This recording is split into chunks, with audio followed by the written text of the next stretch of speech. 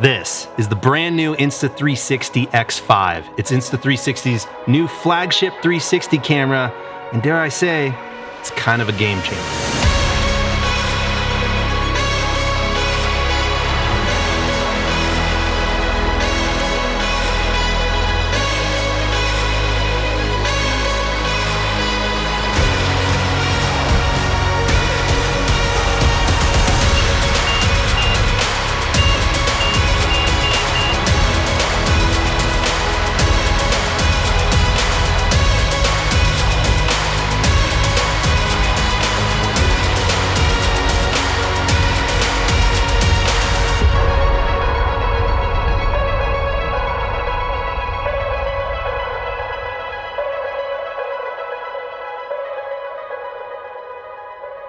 All right, guys, so for those of you that have been following along for a while, you've probably heard me preach about how the Insta360 X4 has been the ultimate single camera for shooting flying content. There's just not a better way to immerse your audience into the footage you're shooting than from a 360-degree field of view, and Insta360's just kind of got the best camera from a usability and quality standpoint. So when anyone asks me what camera should I buy for shooting flying content, it's always been the X4. So when Insta360 reached out and said, hey, we're coming out with a new 360 camera, you have any interest in putting your hands on it and making a video about it? I said, hell yes. So with that, I want to say thank you to Insta360 for sponsoring this video and for sending me these X5 cameras. I've been having a blast testing them, and I think you guys are going to be pretty interested in what they've added to these things, because really they listened to all the minor quirks that people had mentioned on the X4 and fixed them with the X5. So let's get into what they changed with the X5, and the core improvement and the biggest thing right out the gate is they put larger sensors in the X5. Basically, they're 1/1.28 inch sensors, which is 144% larger than the X4. And what that means is with a bigger sensor, you're going to get more light into the sensors, which means better resolution and better low light performance. And now, I'm not someone that flies in the dark very much, but I did go out to test the pure video mode, which is their low light shooting mode of the X5. Took off out of the house here at virtually dark. I mean, it was civil twilight, and it's insane looking at the footage and seeing how bright out it looks. It's just kind of unreal. I swear to you, it was really dark out that morning, and looking at this footage, one, it looks so much brighter than it really was, and then two, just look at the quality of this footage. I also shot with the X4 in my cockpit as a comparison, and when you look at the amount of noise or digital grain that you're getting out of the X4 compared to the X5 is honestly on a whole nother level. Also, with the bigger sensors, you're getting a larger pixel size. So when they go to scale the image down to 8K, which sounds funny to say, but it is being scaled down to 8K, you're getting a better resolution image going in, which means the output is going to also be better resolution. Even though we're still at the 8K resolution, the quality per pixel is better with the X5, and that is noticeable. And also, we're now looking at about 13.5 stops of dynamic range. For any camera guys, you're gonna realize that's pretty insane out of a 360 camera. Now, all of this is possible because they've added 3 AI chips internally in camera to help with processing as well as just image quality. So I think it's pretty clear that just from an image quality standpoint, this thing is a pretty significant upgrade over the X4. And for me, when I'm shooting content that I'm trying to post online, hope it can, stand the test of time. I'm not really worried about how it looks today.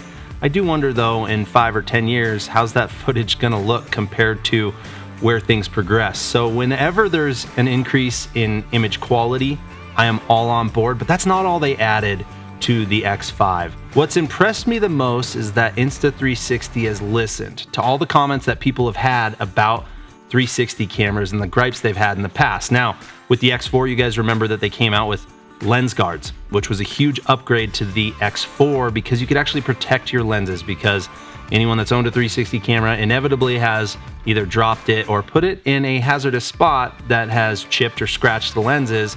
And really, to get those replaced, you have to send it off to Insta360, and it can take months to get your camera back. It's a real pain.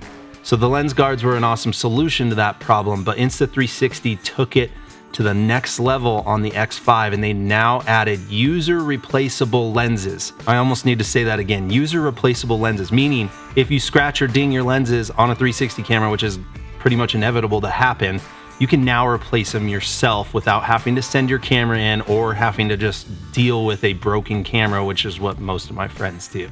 Well, I love this tail angle, but the problem is it ends up in the prop blast and down in the bushes. And I don't know if you can tell right here, first try, I already etched the lenses. Really cool angle. However, when I'm landing my plane off airport and in the bushes, it kind of leaves me dragging the camera through the bushes as well as blasting it with sand on takeoff. So this camera lasted exactly one flight before I pitted and scratched the lens. So I got to go through the whole change out procedure.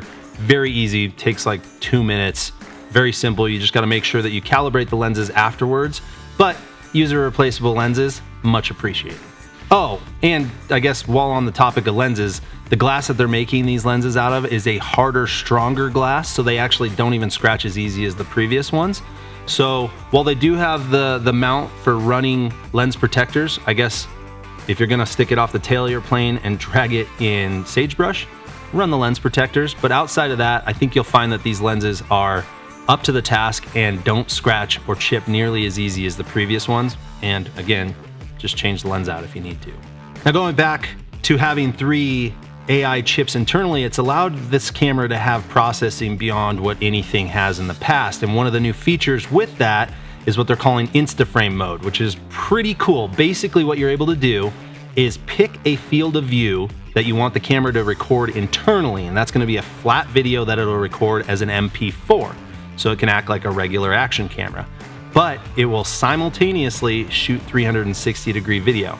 So I'm shooting this in Instaframe mode, so I've got a flat video, which is what you're seeing right now, the framed up version that just comes out ready to edit. You don't have to reframe at all. And it's also shooting 360 mode, so I've got a 360-degree video that I could change to vertical versus horizontal or reframe to show you what I'm looking at, which makes this camera super handy. I'm honestly considering kind of swapping most of my action cameras, which I'm using the Insta360 Ace Pro 2, to these because you pretty much have the regular action camera plus a 360 camera in one. Now currently though, I will say that in Instaframe mode, you're only shooting a 1080p flat video, which when looking at it, it's not too bad. It actually looks very nice. And then the 360 video is 5.7K. I'm guessing that's the trade-off, that when you're trying to record 2 files at once, there's gonna be some reduction. Now, theoretically, they could make the flat video 4K. I've inquired to ask if that was gonna be a future firmware update because I am currently on a beta firmware, and I haven't gotten a clear answer on that. So fingers crossed, either way, it's still a very usable feature and shooting mode, and I will be using that a bunch in the future. Now, aside from all that, they've also added a bigger battery in the X5, so you get up to 185 minutes of recording time and quick charging in camera, so you can charge the battery up to 80% in like 20 minutes, which is awesome. They've also done a bunch of work to help with heat dissipation, so less overheating in the X5 compared to the X4. Now, when they're mounted externally on an airplane, I've never had any issues. Seeing as how I might be mounting this in my cockpit to use as my kind of cockpit facing me and being able to pan and look out the front, time will tell if it's, you know, in direct sunlight inside the cockpit, if I'll have any issues, but so far I've had zero. Now, outside of the huge improvements, they've also added a few other nice little things. They've added a better wind guard to the mic. They have made it waterproof up to 49 feet without a case. And if you go with the case, you go down to 60 meters, which is almost 200 feet. They've added the new magnetic mount that fits on all of the Ace Pro mounts, although you can get your own magnetic mounts for these. So quick release mounts for the 360, which I love. That way you don't have to unthread it every single time. You can literally just clip it on like that, and then it unclips super quickly. That is awesome. They also came out with a weatherproof pass-through power port door. So basically you can put a USB cable into here that is weatherproof, and I have tested this. I have flown it in the rain. This is something I've been asking them about for a while. So I'm super happy to see that they came out with that. That goes in the same place as you would put the mic adapter, which I hope you guys, if you're in the flying world, grab a mic adapter. It's worthwhile. You can still power and charge these things while recording and get your microphone input in so you can get your cockpit audio into the camera. Oh, and I guess I should talk about how I've been triggering these things, because when I'm running cameras on my plane, lately I've been running 4 or 5 cameras all at once. There is a way through the GPS preview remote to connect multiple cameras. However, I've found that with any Bluetooth device, doesn't matter what brand or who's making them, they can be a little finicky on the airplane just with how we have them placed and all the other RF stuff going on with the radio and transponder and everything else going on. So what I've been doing lately is I have been using the feature that Insta360 has, that when supplied power, you can program the camera to turn on and start recording. And then when power is removed, it will stop recording and power off. And the X5 also has that feature. So basically, since I have power ran to all of my camera mounts and it's all on a switch on my panel, when I turn that switch on, all my cameras start within, it's about a second of each other. Also, all of the Insta360 cameras are accepting timecode. At least they're supposed to add that to the X5. Right now I'm on a beta firmware that doesn't have it. But once we have timecode, then you can sync all your cameras perfectly through timecode and use that to multicam and make sure that all your footage is synced up. Makes life much easier editing wise. So that's how I'm running them, powering them. They stayed charged fully because they will charge while recording, which some of the competitors' cameras will not, which is a nuisance. I haven't even thought about batteries once since I got my new plane done with the power out there. So that has been an awesome feature.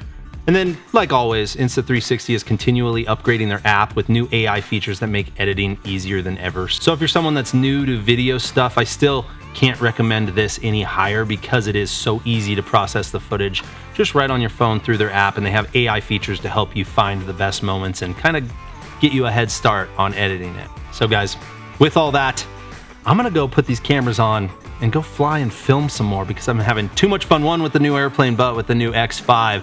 So anyone that is in the market for a flying action camera that is a 360 camera that can do everything and more, I highly suggest you check out the Insta360 X5. I'll put a link in the description below. And the first 50 people to use my link are going to get a free lens replacement kit with their order. Thank you again, Insta360, for sponsoring this one. And thank you guys for sticking around. You guys know the drill. Like this video if you do. Subscribe if you haven't. Come be my wingman. See you on the next one. Peace.